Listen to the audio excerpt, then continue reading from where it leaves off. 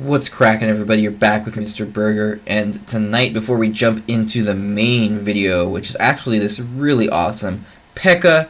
Battle Ram Magic Archer deck with an element of spell bait and bridge spam, I figured I'm going to go ahead and open this Mega Lightning Chest.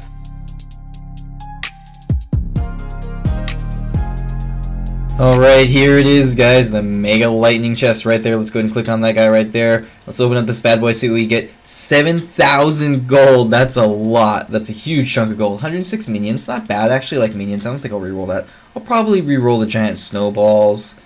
Maybe I'll hang on to the fireballs. We'll see what else I get. 3 musketeers. I don't really use that in this account, so I will probably reroll that. That's why it's such a low level. Let's see. Barbarian Barrel. That's still decent right now. It's not the best, but I could hang on to it. I mean, it's still pretty good, actually. I'll probably get rid of those rages. I don't really use that in this account, but, you know, I could hang on to it. Let's see, what else do I get? What am I going to get here? Lava Hounds. Not bad. But again, that's not something that I use on this account, so I think I'm going to start with re-rolling the Legendary, try to get something that I use a little bit more. Sparky again. I can get rid of that. Mega Knight is not that great. I'll keep the Ram Rider on this account because I don't have it on this account yet, so that's not bad at all. Let's get rid of the Rage because I could get something a lot better, especially with the 23. Executioners, again, great card, but not something that I use on this account, so let's try again. Hunter, let's try again. Skeleton Army, I'll hang on to that because I do actually use that on this account a little bit, and I want to save a few of those strikes for like the 3 Musketeers. I want to get rid of that, see if I can get a better rare. Mini P.E.K.K.A, I will definitely hang on to that. And let's get rid of that Snowball just because it's not that great right now.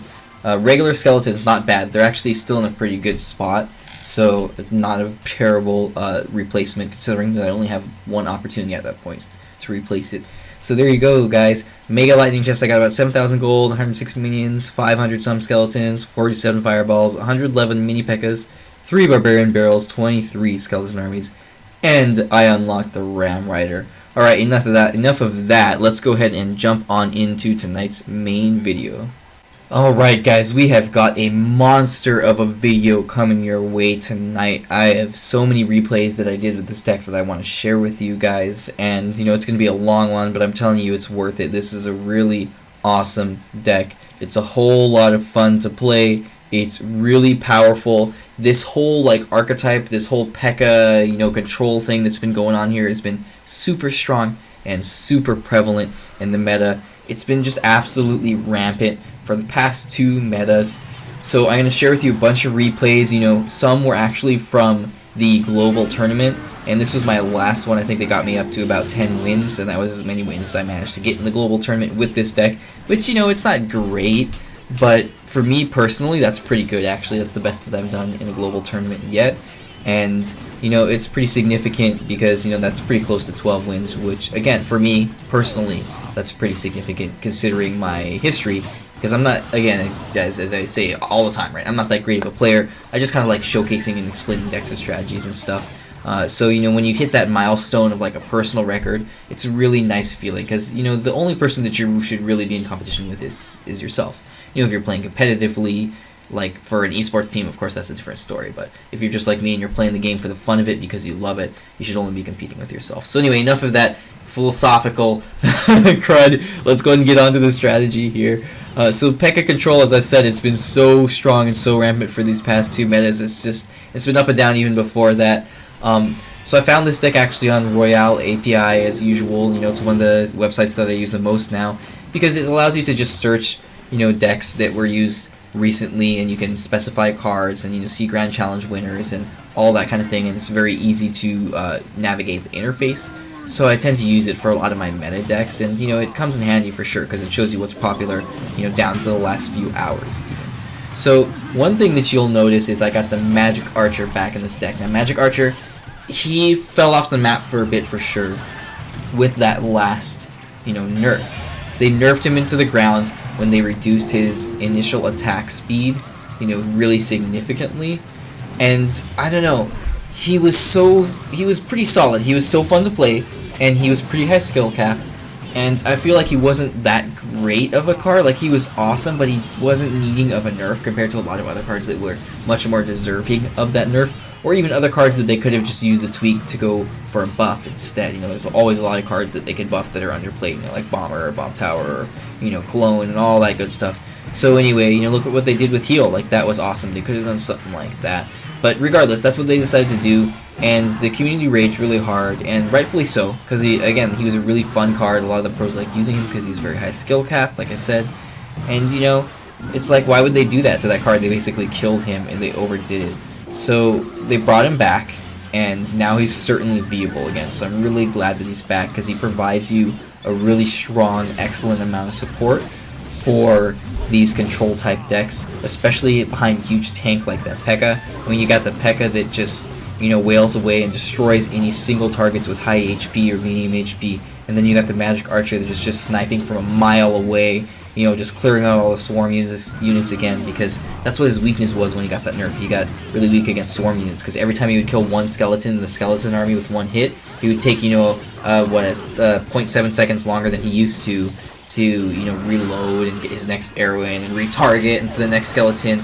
So now that they fixed that, he plays that support role for that P.E.K.K.A. a lot better, and I'm sure it would work out really well in like a giant deck or a golem deck or something like that as well.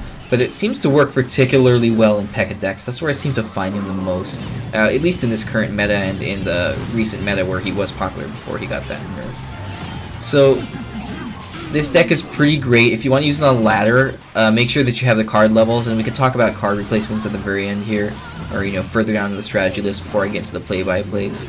And but I definitely played this in challenges and on, you know, the global tournament where the tournament standard level was used, you know, so everything was capped at level 9. So just keep that in mind, that all of these are, you know, played on an even playing field, and as usual, just like with any deck, if you don't have things up to par or up to level, you may want to think about substitutions. So like Flying Machine is a pretty niche card, so if you don't have it up to level, but say your Musketeer is like really high level, you might put something like the Musketeer in there.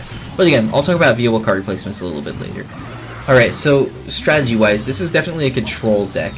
It has, as I mentioned, elements of bridge spam, and it also has an element of not only control, but kind of like spell bait, I would say. Not like log bait, but like medium kind of spell bait.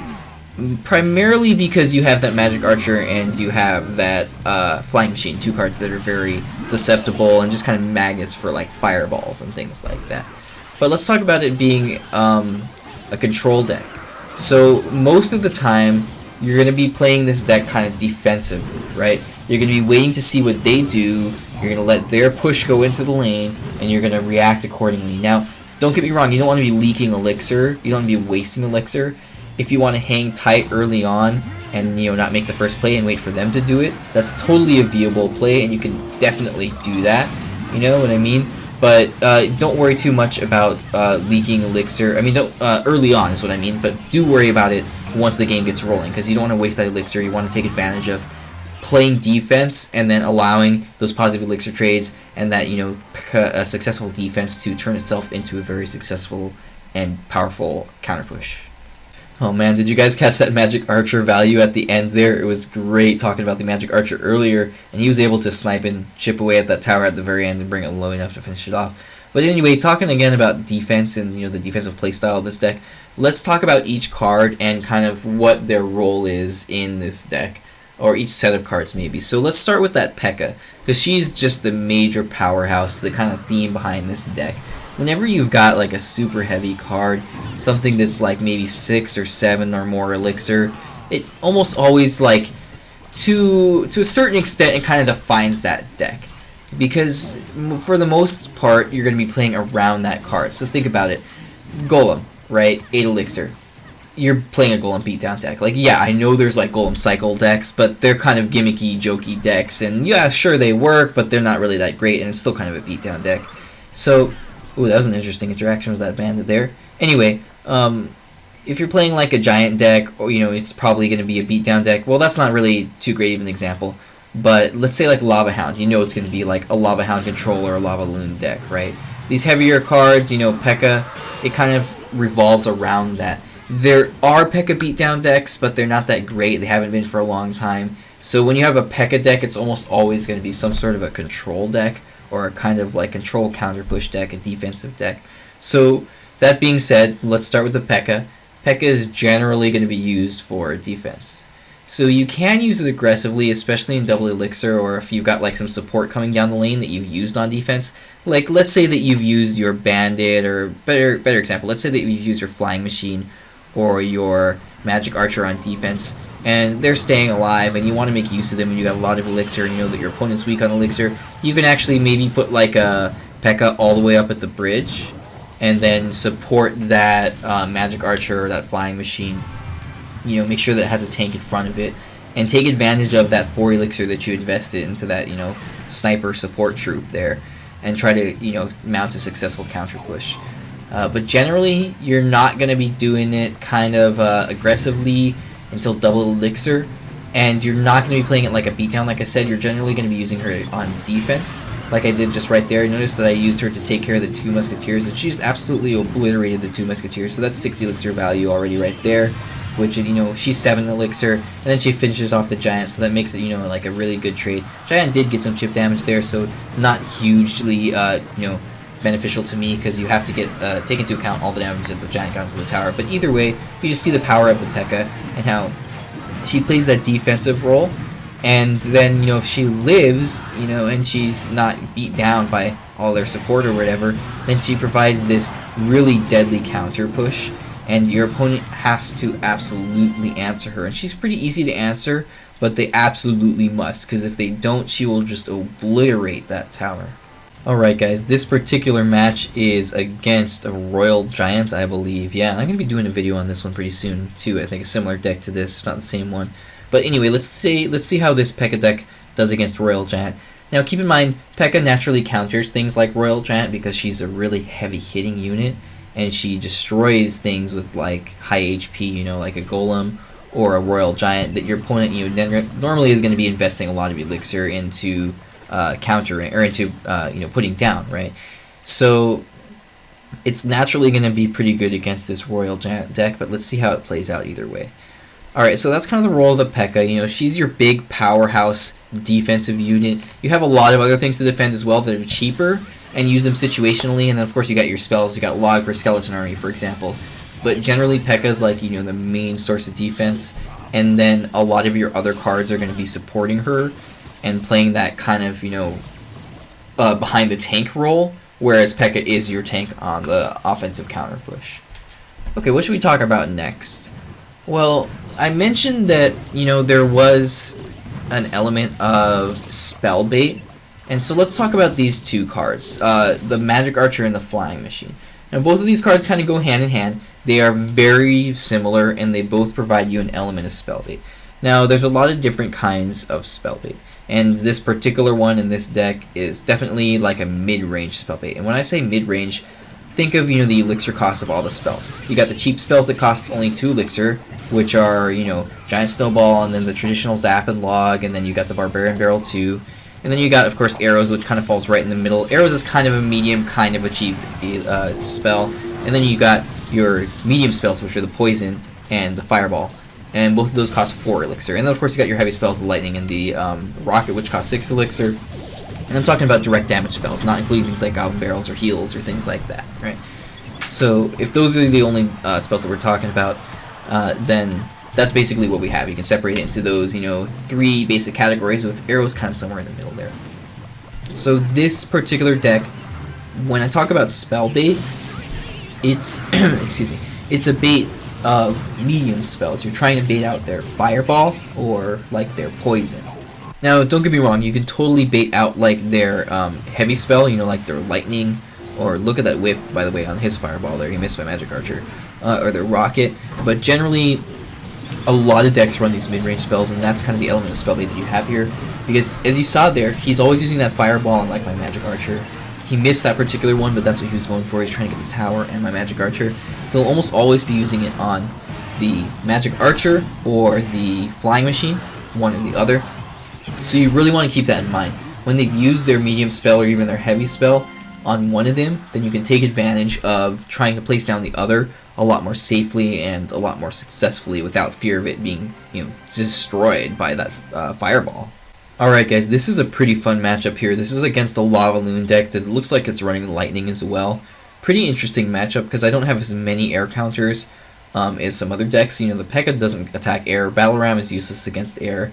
You know, Band is useless against air. I do have a good amount of air counters in like the Flying Machine, the Magic Archer. I even have the Bat, so I take that back. And then of course you got like the Fireball. But so that's pretty decent. But it's not a super air heavy deck or air counter heavy deck compared to like how much of a ground counter heavy deck it is. So getting back to those spell bait units, you know, let's keep in mind the two major ones that we have, and then you never know. There's always going to be rare situations where they're going to be using like their Fireball and like, I don't know, maybe your Bats if they absolutely must, or you know, like your Bandit if it's on top of your P.E.K.K.A or something like that, or even the Battle Ram, for example, or the Barbarians from the Battle Ram. But mainly it's those two. Those are the main things you're going to be taking advantage of with that element of spell bait. So what else do I want to talk about that? So I mentioned that they're susceptible to Fireball and Poison. Occasionally you'll see them hit by heavier spells. You don't really have a light spell bait. You don't have a log spell bait kind of element in this deck. Other than all you really have is your Bats, and I guess maybe they'll zap your Battle Ram, but there isn't really, you know, like the Princess, Goblin Gang, Goblin Barrel, Classic Trio that you have in log bait decks or anything like that. So it's mainly focusing on that mid-range spell bait. So let's see. Be careful, guys, when you cycle these in the back. When you cycle these in mid-range spell bait cards in the back, or when you stack them up like I did right there. I was really scared to do this right here because I was afraid, ooh, he might have like a Fireball or something. Luckily he doesn't in this deck, because if he had a Fireball he would easily be able to clip my Flying Machine and my Magic Archer right there, and you can see where they were placed, right? And how he would have been able to blow them up both at once if he had just placed the Fireball right there. But, you know, again, to my advantage in this particular case, he doesn't have that in this deck. He's running Lightning instead. There's that Fireball countering that balloon. I love that. I love how it can get knocked back now. The balloon can get knocked back by Fireball. It's pretty great, especially if you're the one on the, you know, positive end of that. So you want to be careful cycling these guys in the back, because if they are going to use their spell, you know, their Fireball or their Poison on your Flying Machine or your Magic Archer, ideally you don't want them to be able to clip your tower as well, because you don't want them to get any value, any additional value on top of the the value that they're already getting, the equal elixir trade that they're already getting for the Flying Machine and the Magic Archer. Because if they get the tower as well, then that makes it a positive elixir trade for them, and that's definitely not what you want. And you can see we're both going for kind of the Hail Mary push here. I figure I can probably get the tower before him. I don't think his balloon can take it out fast enough, and it doesn't. So I managed to get the victory at the very end there versus the Lava Loon. So let's go ahead and jump on to another match, and we'll talk about some of our kind of bridge spam cards. Well, actually, I want to talk about a little bit more about the Magic Archer and the Flying Machine. Not particularly their role as spellbait cards, but what their role is in this deck as support cards, and why these two are selected, and how they support those bridge spam cards and that P.E.K.K.A. So these two that I mentioned, you know, they're great support in this deck, not for a random reason. You know, we didn't put like a Hunter or a Musketeer in there. Don't get me wrong, those cards would work out okay. You know, Musketeer would be great in this deck too, if you don't have like the Flying Machine. As I mentioned, that would be a good replacement. But these particularly, these two cards in particular are chosen for a reason. Mainly for their massive range. They play this really far kind of sniper role. You know, if you have like a first-person shooter game or something like that, you kind of have that sniper class sometimes, you know, and think of this kind of as that kind of class or that kind of role. These are the long-range guys, you know, with the long-range rifles that stay in the back and can snipe enemies from afar. And, you know, not just like a Musketeer's range. Musketeer is pretty long range, Archers are decent range and stuff, but Magic Archer and Flying Machine have super long range. And the Flying Machine just floats in the air and stays alive forever. Magic Archer just stays so far back. You know, one of the only things that outranges him is like a Princess. And he's able to snipe the tower there. Look at that, he's able to finish it off by piercing through the Valkyrie there. I mean, it was just great. They fit into this deck, into this role really well. And I know I talked about this a little bit earlier, how that Magic Archer really complements the P.E.K.K.A really well, because he clears out swarms now. You know, Flying Machine complements it really well too, because if they're putting down, like, I don't know, a few Spear Goblins really far away to, like, slowly cut your P.E.K.K.A away, right? the flying machine can be sniping out those spear goblins one at a time really quickly, or maybe blowing up their ice golem that they're using to counter your P.E.K.K.A and kite it into the opposite lane. And it just works out great because of that massive range. And not only that, there's a couple other things that make this kind of advantageous. I guess I kind of mentioned it already. It was the swarm thing. That's what I was going to talk about, countering swarm units. So the flying machine doesn't counter swarms very well, but the magic archer, now that it has that initial attack speed back, that kind of makes it a great card for countering swarm units, which, again, naturally they're going to be using swarm units to counter your P.E.K.K.A, right? Because it's a heavy, single target attacking, slow moving, slow attacking unit. And you're going to be seeing things like skeleton armies and goblin gangs that are going to be used to counter it. So magic archer works out great for things like that. And I feel like the flying machine, I feel like he's kind of underrated. As I mentioned, he can stay alive forever. He can gain huge value. Like, he just has the potential to just live for a really long time and just gain so much value in the long run. If you just put it all together and like record, like, okay, how many shots did he get in, how much damage did he do, how much elixir worth of units did he kill, he has the potential to stay alive for so long because of that massive range, because of the fact that opponents don't necessarily always know how he works or think of him as a huge priority, and they might just kind of let him sit back there and ignore him and just let him wail away and snipe all of their troops. Alright guys, now I want to talk about that element of bridge spam that I have in this deck. And this is a really cool replay for this one in particular, because you'll see that the bandit now, the Sparky got an increase in its range up to 5, but apparently that allows the bandit to, charge the Sparky in time. For some reason, it just makes the interaction different, so that the bandit can now absorb the Sparky's blast, without taking any damage. So the Sparky shoots, and then shoots at the bandit, but the bandit doesn't take any damage, and the Sparky has to recharge and everything. So keep that in mind. I'll try to point that out in the replay if I'm not too busy blathering on about my strategies and stuff, but just take a look there and you'll see there's an instance or two where that happens. Alright, so the element of bridge spam, as I mentioned, you have this bandit in there, and that's what we're looking at in this particular replay, right? We're putting on the bandit. We have the bandit, and of course we have the battle ram. Anytime you see those two cards together, you just think, or at least to me, it screams like bridge spam, bridge spam. Now, you also have the magic archer, which has been seen in some bridge spam decks. You don't have much else in here, like flying machine, P.E.K.K.A, bats. These aren't really bridge spammy like cards. Generally, you'll see like minions instead of bats. You wouldn't see a big tank like a P.E.K.K.A. You'd see maybe like a hunter as kind of your heavy DPS. But generally, since you have these two cards in them, I think bridge spam. The bandit and the battle ram. But in this particular case, that might not be the case. The reason for that is because you have those heavier cards, because it's a heavier deck, and because of the play style. It's played as kind of a defensive control deck. You're not necessarily going to be playing super aggressively and playing it like a bridge spam deck all the time. But that being said, you do have those two very fast, very strong, very aggressive cards in there, and you can play it pretty aggressively when the time is right. So notice how I was talking about how this is really a control deck. You're really going to be playing defense, right? Like I pointed that out multiple times. And that's true. You're going to be playing defense, but you're also going in for that deadly counter push. So once you've defended successfully, with like your P.E.K.K.A or your flying machine or your magic archer or whatever it is, right? Then you can use the bandit and or the battle ram aggressively at the bridge. Or maybe you even use the bandit on defense, then use the battle ram aggressively at the bridge and try to go for a massive counter push while the magic archer and the flying machine are staying alive. Or maybe the P.E.K.K.A is pushing in and tanking, and then you send in the bandit behind the P.E.K.K.A so that it just charges in and destroys those spear goblins and musketeer and all that good stuff. And there you can see the bandit charging in, absorbing the Sparky blast, for example, doing her job like a boss. Absolutely amazing. Great card right now. Bandit was rated #1 on Clash with Ash, CWA's most recent legendary ranking video. I don't necessarily agree, but I love her. I think she's a great card. Really fun, and gives this deck a huge element of aggression and kind of a small element of bridge spam combined with that battle ram. Alright guys, as I mentioned, Bandit is really solid, and you do have the battle ram, and both of them make this deck really aggressive.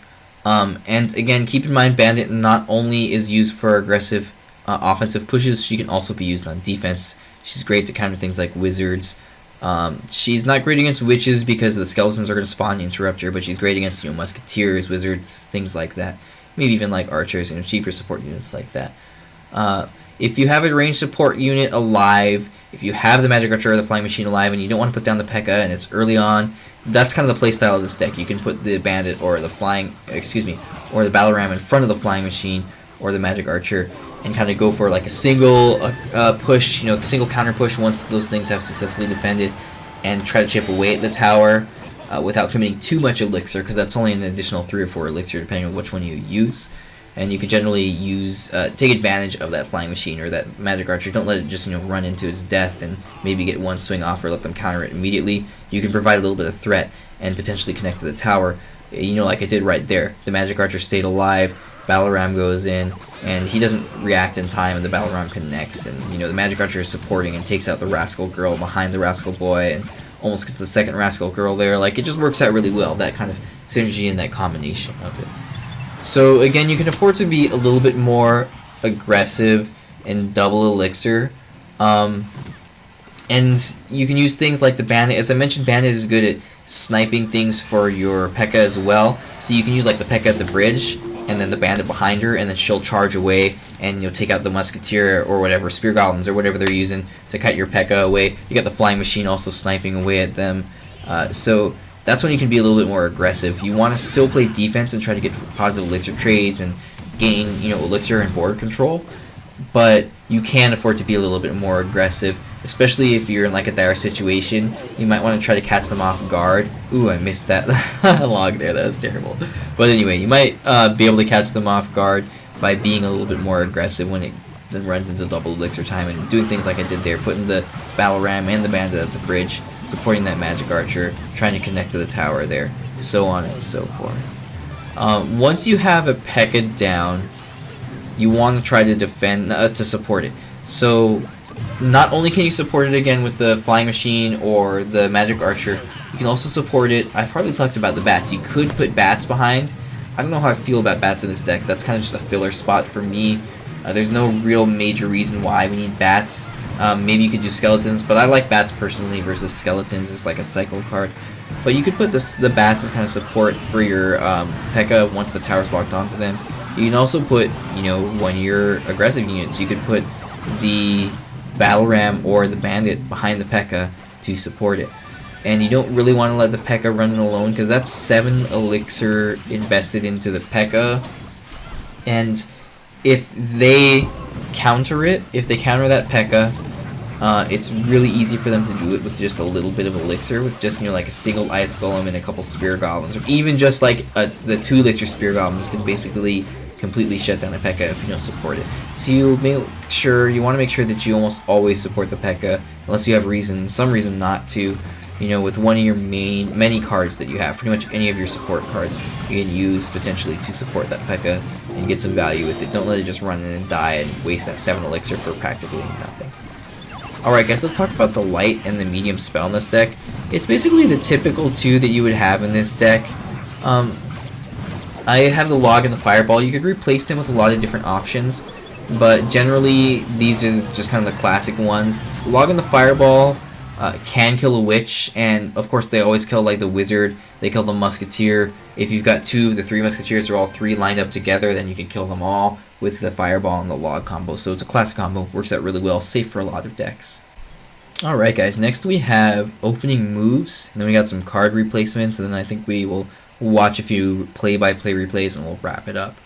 So for opening moves, you can actually consider waiting for your opponent to open. Now don't get me wrong, this is your decision. Like, I really personally I don't like wasting elixir, and you'll see that in almost all my replays. I'm almost always the one to open up. I just like getting the match rolling. I don't like leaking any elixir, and I feel like if you hang on and wait, then you're technically leaking a little elixir, because you can't possibly react instantly. You have to react at some point, compared to once you see what they put down. So there's always going to be that second or two where you have to think about what they put down and which of your options to put down. But there's a huge thing to be said about waiting and playing defense and reacting to what your opponent's move is, letting them play the first move and then answering accordingly. So that's your decision, and if you want to play that, this is a great deck to do that with, because this is a defensive control deck. So If you like that and that's your playstyle, this is definitely a good deck to do that. If you don't, then here's some options for opening moves.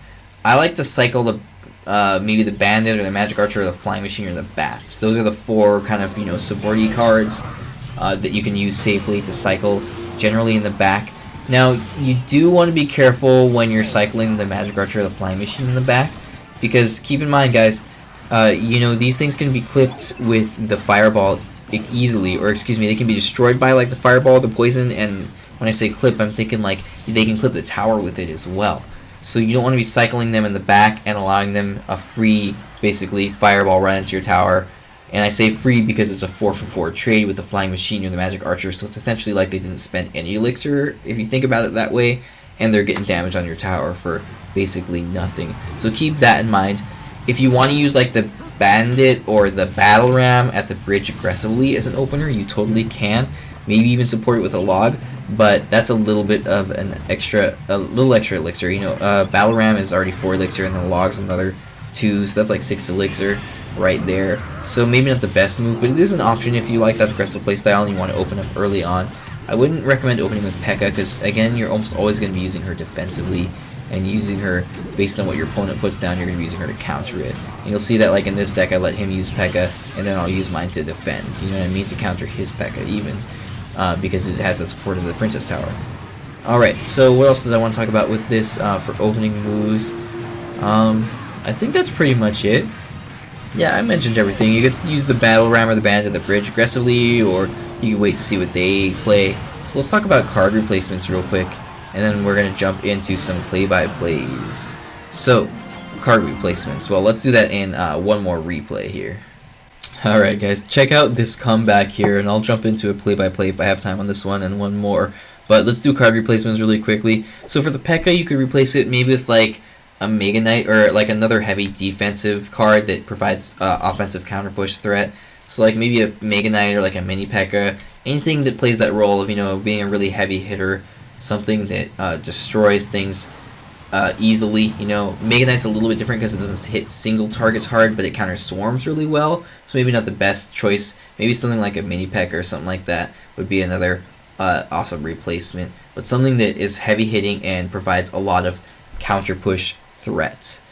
What about the bats? Probably just another cycle card, you know, Spear Goblins or Goblin Gang. That's not really a cycle card, it's more of a swarm card, but Spear Goblins or Skeletons, or what else would we have in there? You could do maybe regular Goblins, something like that. Probably something that can attack air. That's what you have there with the bats, so maybe something like Spear Goblins would be good. For the Bandit, probably something aggressive, like a charge unit, kind of like a Prince or a Dark Prince. If you want to go the mini tank route, you can even go for like a Knight or an Ice Golem or a Valkyrie. But I would go with something a little more aggressive. Maybe you could even run like a Ram Rider or even a Miner instead of the Bandit. Something that plays that kind of chargy offensive threat role. So the Miner will always give you that potential to connect to the tower, and you can use it in a similar way to destroy support units like Princesses and Musketeers and Wizards. You know, kind of doing that same thing that the Bandit does. Ooh, look at that whiff fireball there. Oh no, we both scream. Anyway, so talking about getting distracted there. So that's what I would replace the Bandit with. If you want to have fun, you could do the Ram Rider for sure. For the Ram, the Battle Ram, you could totally do the Ram Rider. That's a very viable replacement. Otherwise, you could do like a Hog Rider. Again, you could also do like a Miner, some sort of like a win condition, something aggressive that can connect to their tower. I would probably not do like a Dark Prince because you want something that kind of goes for a tower. So I would go with one of those two, maybe even like a Skeleton Barrel if you like that. What about the Magic Archer, the Flying Machine? Probably some sort of range support card. You could do a lot of different things, but you're looking ideally for something that's fireball susceptible, so like a Musketeer, a Wizard, an Ice Wizard, maybe an Executioner. If you want to go kind of the lighter route, you could do like a Dark Goblin because it plays that range support role similar to the Flying Machine, but then it's susceptible to log rather than just the, the fireball or the poison. So if you're going to do that, maybe switch out like the bats for another log bait card like Goblin Gang, or even Spear Goblins because they also cost 2 elixir and attack air and are ranged, all that good stuff. Alright guys, look at this real close comeback here. I was barely able to cycle back to the log, let it run in there and connect at the last second and barely got in. Oh man, I can't believe I was able to connect and save that game there. Alright, a few more things. The Magic Archer and Flying Machine replacements. You could also go Pump. That would be a very viable replacement for this. And I was able to finish him off there. That was amazing. That was an amazing finish. I was very surprised that I was able to make that comeback. One of those times where it's just really clutch and you're just like, you know, hanging on to, hanging on to your seat, right? Just like, oh man, am I going to make it? And then you do, and I was able to pull out a victory, so that was pretty awesome. Alright guys, and for the spells, you could probably replace them with just some other spells. Let's jump into one last replay and do some play-by-plays, and I'll give you those last spell examples. Alright guys, check out this other epic comeback. I'll talk about it as we go. So as I mentioned, for Log, you could do another light spell like Poison, not Poison, sorry, Zap, or Giant Snowball, maybe something like that, or even Barbarian Barrel is a great replacement. For the Fireball, you could do like a Poison, or if you want to go heavy, you could do Lightning or Rocket. But I would probably just do the Poison or the Fireball in that place. If you like arrows, you could probably do that too.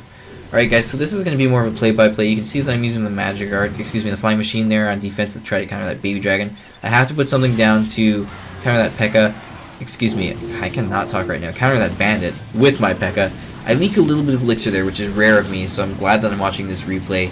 Maybe I kind of had to wait for that Bandit to get close enough and wait for everything to cross. And you can see that he was easily able to counter my P.E.K.K.A. with that Inferno Dragon there. I used the Magic Archer, and this is poor placement. This is another reason that it's good to watch your replays. I could have used the Magic Archer a lot further away and not had him take so much damage onto his HP there from that Inferno Dragon. And you can see that I have to answer that Mega Knight, so I actually used the Battle Ram. And that's a really interesting interaction right there.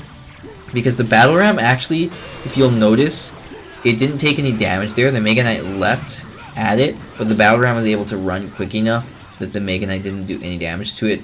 And look at how much damage the Battle Ram gets there. I took a good chunk of damage on my left tower, but the Battle Ram connects to the right tower on his side and almost completely destroys his right tower. It gets it down to 186. So I was really impressed there.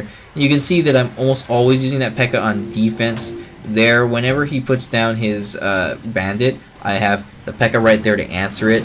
And he's always answering my P.E.K.K.A. with his Inferno Dragon, so I've got to think about that. And you'll notice I'm thinking about, okay, Fireball, Fireball. I have Fireball in hand, and I'm thinking, okay, now Fireball counters that Inferno Dragon really well. So every time that I use the P.E.K.K.A. to counter his Bandit, right, he's going to use the Inferno Dragon to counter my P.E.K.K.A., and I got to have that Fireball in hand to counter his Inferno Dragon, because it pushes the Inferno Dragon back and resets it, makes it de-target, and then, you know, reset its charge up effect there. So it's a great counter for the P.E.K.K.A., or excuse me, for the Inferno Dragon, the Fireball is.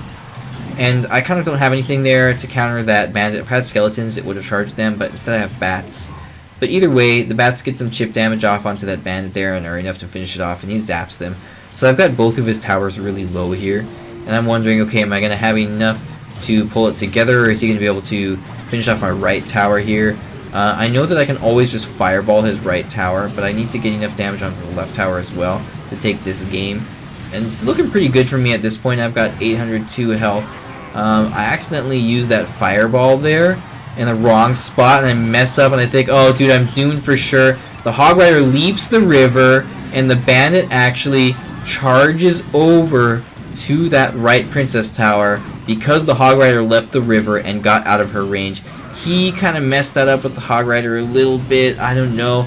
But either way, it was a last second super clutch save, and I would definitely, you know, maybe post that one on Reddit or something like that. Like, that was a pretty cool interaction there, and it allows me to stay in the game here when I thought I was doomed, because I made that mistake of wasting that Fireball because I was so focused on like countering that Inferno Dragon and everything that I didn't have the Fireball for finishing off that right tower, and I knew I had to keep in mind, I knew that I needed to finish off that right tower, and I'm able to just play aggressively and finish him off there completely with that aggressive push, playing that defense, getting to the double elixir time, being aggressive with the Battle Ram and the Bandit and the Log and everything, you know, supporting that Battle Ram with the Log, and just taking that tower at the last second.